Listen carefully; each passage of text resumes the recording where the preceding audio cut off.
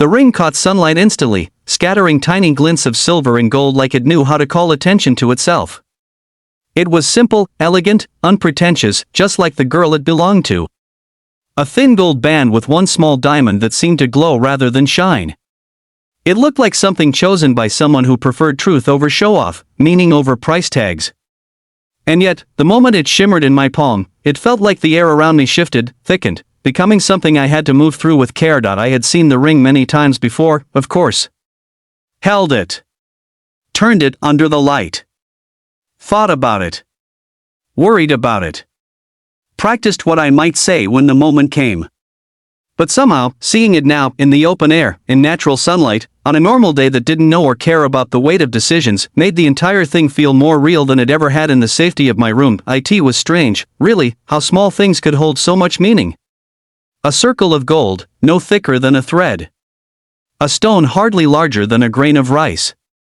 And yet it felt like the beginning of something huge, like the first line of a story I had been too afraid to write until now. Behind me, I heard Amara shift her weight, the subtle sound of her sandals grazing the cement. She's going to cry, she said in a matter-of-fact tone, as though she was discussing weather or cooking. I can already imagine her face. You know she gets emotional easily. I slowly closed the box, as if afraid the moment might crumble if I rushed anything. She won't cry, I said, though even I didn't believe it fully. She'll probably laugh instead. Or call me dramatic.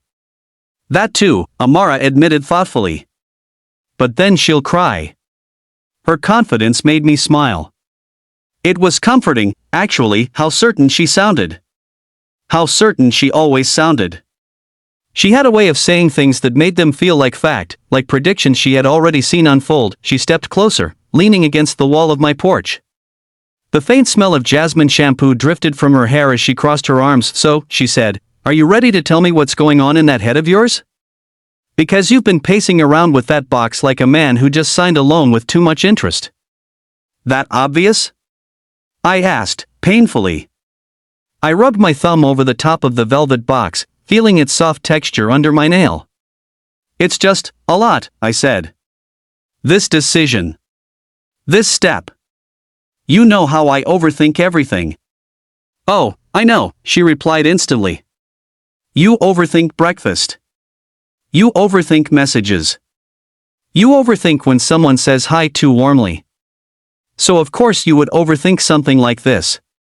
I shot her a look. Thanks. She grinned unapologetically. You're welcome. I sighed, letting the warm afternoon breeze brush against my face. It's not that I doubt her, I said quietly. I don't.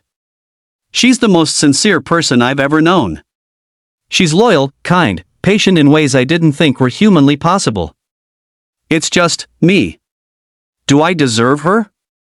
Am I enough? Can I give her the life she deserves? Amara's expression softened immediately.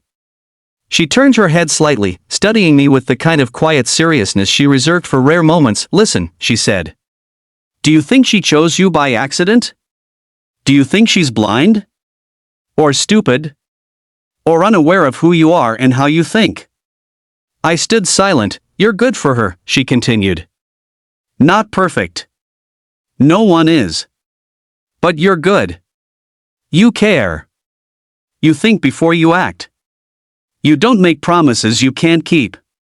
And most importantly, you love her in a way that calms her, not confuses her. Her blunt honesty had always been something I both appreciated and feared, and besides, she added, nudging me lightly with her elbow, she's not looking for a prince. She's looking for you. Her words struck somewhere deep, somewhere tender. I opened the box again, unable to resist. The diamond caught another flash of light, shimmering like it had something to say, like it had been waiting for this moment longer than I had. She told me once, I murmured, that she doesn't need a fairy tale. Just someone who won't leave when things get hard. And you won't, Amara said. I didn't answer immediately. But I didn't have to. She knew. For a long moment, we stood there in silence, listening to the soft sounds of life around us, the distant laughter of children, the low hum of a motorbike, the rustle of leaves brushing against each other. Ordinary sounds. Familiar. almost comforting, and then, out of nowhere, a memory surfaced. The first time I had ever seen the girl this ring was meant for. She had been standing outside a grocery store, struggling with a bag that was splitting open at the seams. I had been in a rush, tired from work, annoyed at everything and everyone. But something about the way she kept trying, even though she must have known the bag was on the verge of giving out, made me stop. I offered to help. She smiled.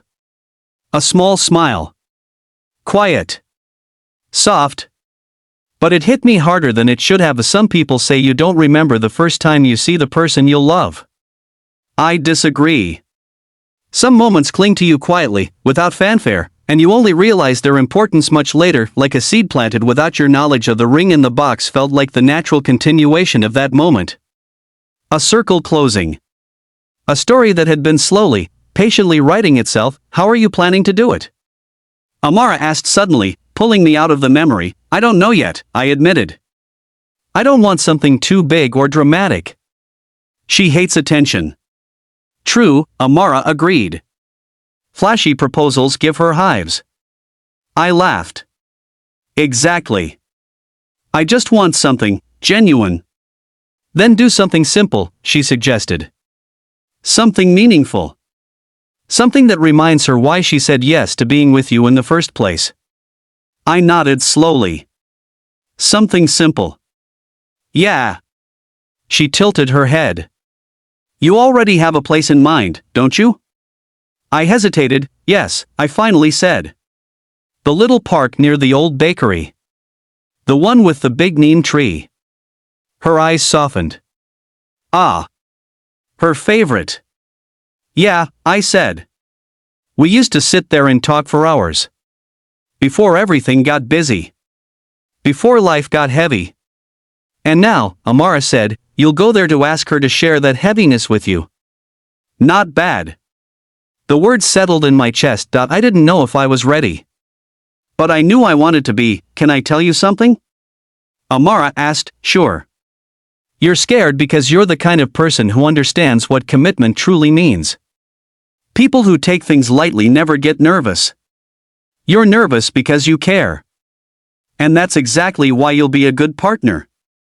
Her voice was low, sincere, carrying a warmth that surprised me. Before I could respond, she added with a familiar grin, but please, don't drop the ring before proposing. That would be tragic. Oh my God, don't even joke about that, I groaned. I'm just warning you, she said.